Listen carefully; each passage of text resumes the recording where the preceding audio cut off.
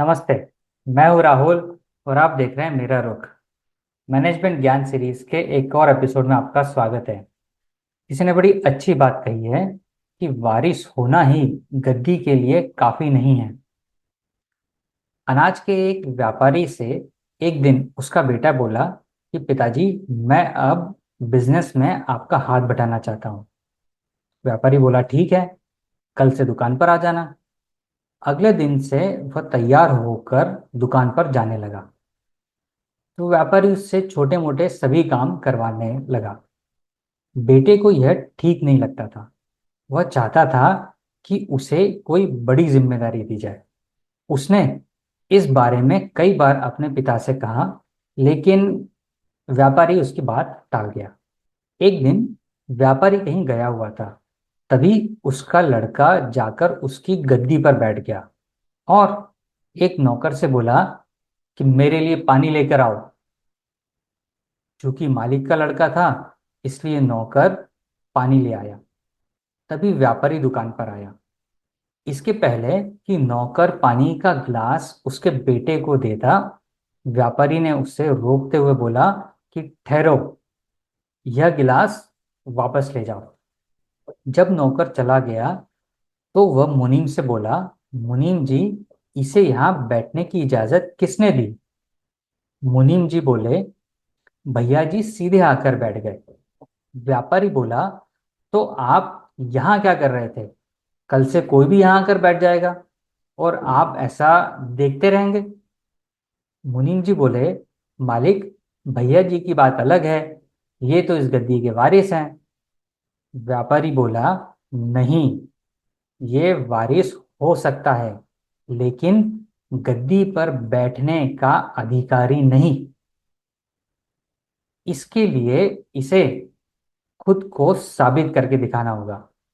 तब तक व्यापारी का बेटा गद्दी से उतर चुका था। वह अपने पिता से बोला, पिताजी, मैं इतने दिनों से दुकान पर आ रहा हूँ। आप जो भी काम मुझसे करवाते हैं, मैं वो सफलतापूर्वक करता हूँ। और मुझे क्या साबित करना होगा? मैं अब कोई भी बड़ी जिम्मेदारी उठा सकता हूँ, लेकिन आप मौका ही नहीं दे रहे हैं। व्यापारी ने उसकी बात ध्यान से सुन ली और कोई प्रतिक्रिया नहीं दी, और वो जाकर अपनी गद्दी पर बैठ गया। शाम को व्यापारी अपनी गद्दी से उठा और बेटे से बोला, चलो घूम कर आते हैं। दोनों साथ साथ घूमने निकल पड़े। बेटे के दिमाग में अभी भी सुबह वाली घटना घूम रही थी। वह कुछ बोल नहीं रहा था। चलते चलते वे एक कुम्हार के घर पहुंचे।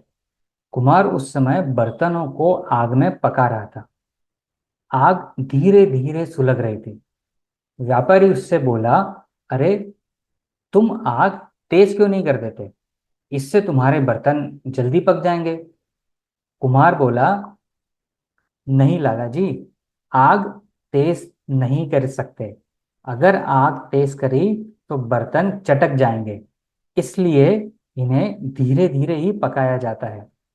धीमी आंच से ही इनमें चमक भी आती है, वरना तो जलने जैसे निशान पड़ जाएंगे। इस पर व्यापारी अपने बेटे से बोला कि बेटा, जिस गद्दी पर तुम बैठना चाहते हो, उस पर बैठने से पहले तुम्हें भी इन मिट्टी के बर्तनों की तरह पकना होगा। जल्दबाजी करोगे तो इसी तरह चटक जाओगे, जैसे तेज आंच में मिट्टी के बर्तन चटक जाते हैं। बेटे को बात समझ में आ गई और उसकी उदासी भी चली गई। इसके बाद दोनों खुशी खुशी घर लौट गए। क्या बात है! अगर इस कहानी के मैनेजमेंट ज्ञान की तरफ नजर डालें तो उस व्यापारी ने अपने बेटे को कितनी सही तरीके से अपने मन की बात समझा दी। निश्चित ही वह एक दिन उसका नाम रोशन करेगा, क्योंकि वह सीधे बड़े बाप की औलाद की तरह गद्दी पर नहीं बैठेगा। वह पहले हर स्तर के व्यक्ति का काम करेगा, अपने व्यवसाय की बारीकियों को समझेगा और अनुभव लेगा, और इस अनुभव की अग्नि में वो अपने आप को तपाएगा। कहते हैं ना कि आग में तपकर ही सोना कुंदन बनता है। जब वह खुद संघर्ष करेगा तो समझेगा कि व्यवसाय कैसे चलता है। तभी वह जिम्मेदारियों का भार कुशलतापूर्वक उठा पाएगा। इसलिए यदि आप भी अपने वारिस को अपने व्यवसाय में भागीदारी बनाने जा रहे हैं, तो पहले उसे अपने व्यवसाय से संबंधित बारीकी और जमीनी अनुभव से गुजरने दें। उसे तपाएं और कुंदन बनाएं। वह अपनी जिम्मेदारियों को समझ सके और उनका भार उठा सके, इस काबिल बनाएं। तभी वह अपने आप को साबित कर पाएगा और सपनों को साकार कर पाएगा। वरना यदि आपने उस पर एकदम भार डाल दिया, तो अनुभवहीनता के चलते रिस्पॉन्सिबिलिटीज को वो हैंडल नहीं कर पाएगा और असफल हो जाएगा। और आप निश्चित ही ऐसा नहीं चाहेंगे। तो ये था आज का मैनेजमेंट ज्ञान। उम्मीद है आपको ये पसंद आया होगा। अगर पसंद आया हो तो इसे अपने मित्रों और जानने वालों के साथ ज़रूर शेयर करें, ताकि इस ज्ञान का लाभ उन्हें भी मिले। और आप अपने विचार हमें कमेंट के माध्यम से ज़रूर बताएं और चैनल को भी सब्सक्राइब ज़रूर करें।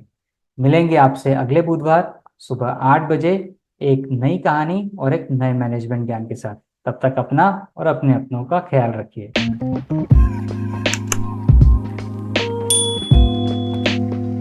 धन्यवाद।